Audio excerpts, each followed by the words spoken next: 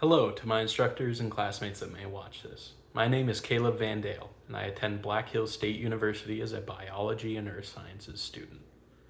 This is my final presentation for my fall 2023 semester, and I would like to extend a thank you to the many wonderful authors, researchers, and reporters who I used as sources for my information, as I would be lost without the materials they've created.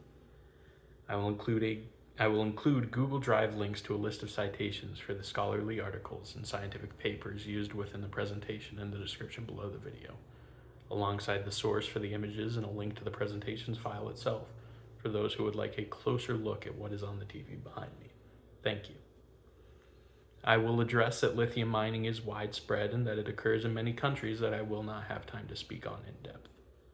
The struggles encountered by other nations and people in similar circumstances may be similar or contrasting in a multitude of ways. But to create a manageable scope for the project, I will be focusing primarily on the Congo River Basin and the DRC, although other nations may be mentioned in relation to economic impacts.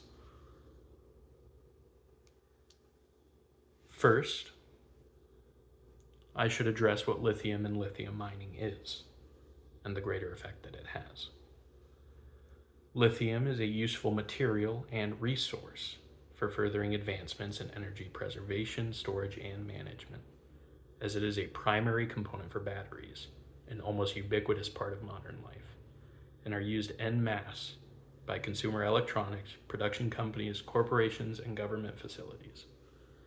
Lithium mining is typically performed through a process called brine mining, which involves dredging high salinity groundwater to extract raw lye from the brine by a desalination process. Lye is also frequently refined within or near areas it was extracted from, being processed from dry, separated powder into the usable lithium metal. As you can see, there is a lithium-ion battery and processed material lithium. It is thought that the Dominican Republic of the Congo has the largest reserve of underground lithium on the planet.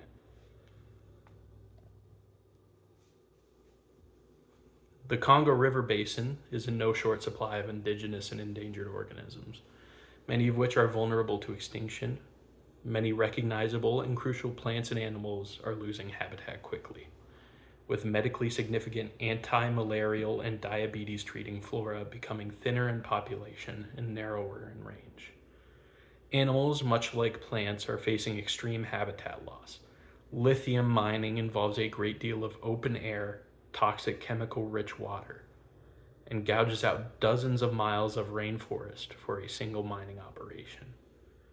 The toxic runoff frequently observed in the unregulated mining processes so common in impoverished areas leaves heavy toxic metal in rivers, making them unlivable to aquatic life and non-potable to terrestrial animals. As you can see, here is an enormous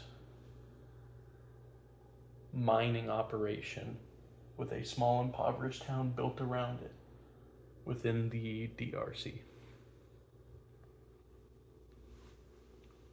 The DRC is a war-torn nation with poor infrastructure and an unstable economy, making mining a very desirable prospect for economists and government officials, who are oftentimes willing to set aside regulations to try and bolster and develop the economy of their homeland.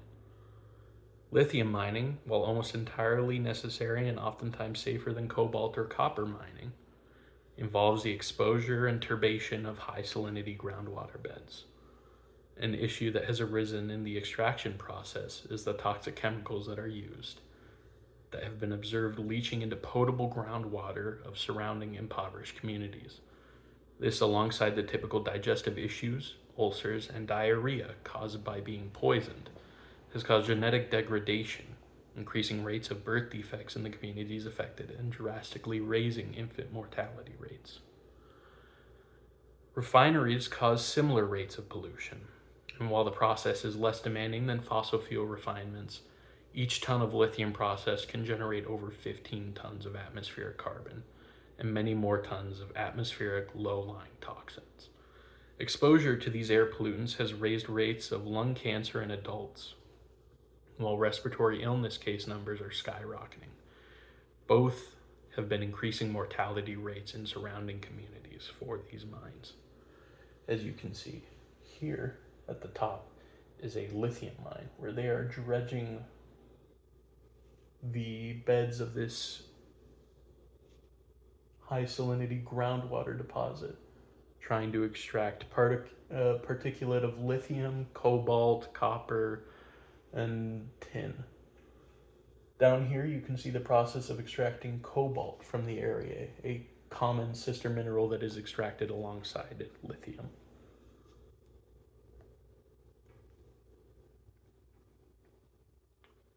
The mining operations within the Dominican Republic of the Congo are far from unique and are likely a familiar sight to impoverished nations and peoples all over the world. China is the primary economic engine fueling the current mining operations within the Congo River Basin, and the primary beneficiary of the suboptimal work, extraction, and environmental regulations of the DRC. China is not uniquely responsible for the impoverished, unhealthy conditions found in developing countries around mining communities, with North America similarly benefiting from South American mines, and Western Europe doing the same in the Middle East and parts of Africa.